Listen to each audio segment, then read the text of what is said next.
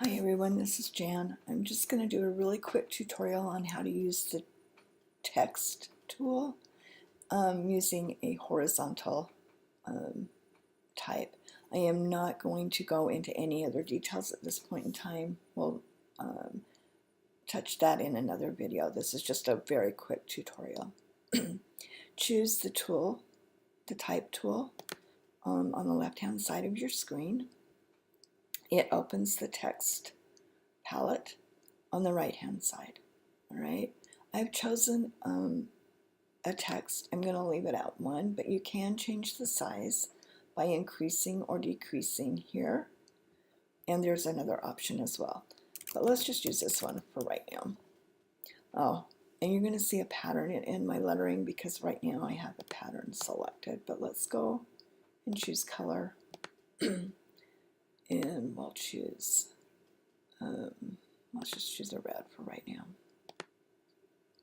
All right.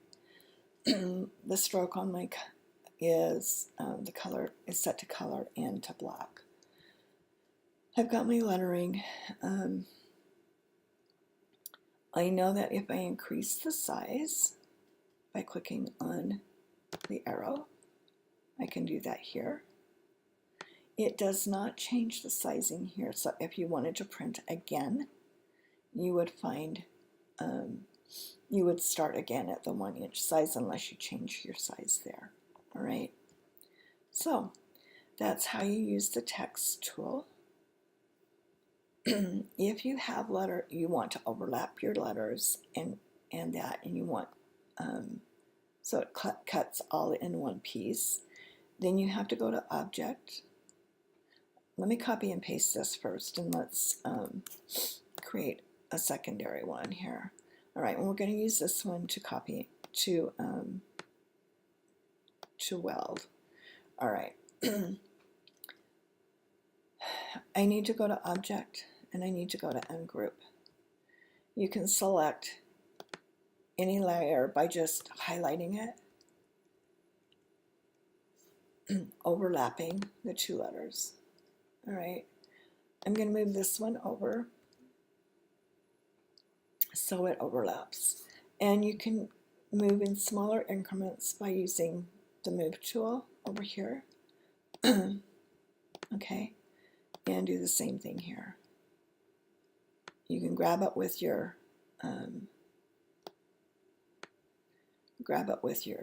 tool, and you can change the position of your lettering as well. You want to just make sure that an edge overlaps. This one will cut separately right there. Okay. You can change the size and jumble up your letters if you want. And I'm going to make this one just a little bit longer and wider.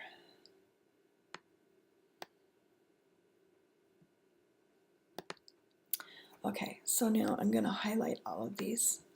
I'm going to click on Weld by going to the wrench on the palette layer and click Weld.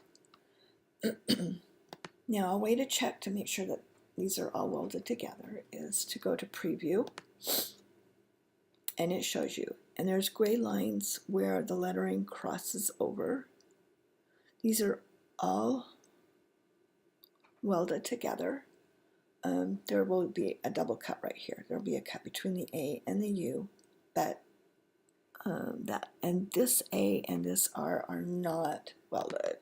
So let's take that R, and we're going to change him just a little bit. Move him that way. Now it should be welded, and it is. So that's just a quick and easy way to do it. You can change your font, do anything you want. You can change colors. You can, just so you can see what is going to happen. If you want to add a shadow, let's try this one first. And we're going to group it. To add a shadow, I'm going to hide my 1st January so you can't see it.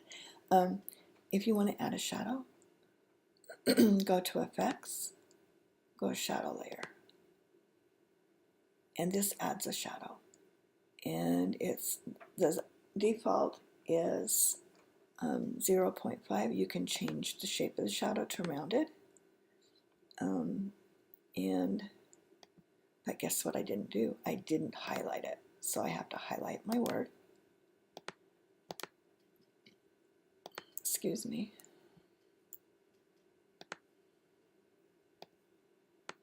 There we go. Now I can add a shadow layer. My apologies. It's still early in the morning here. Okay, so now you see an extra line around it.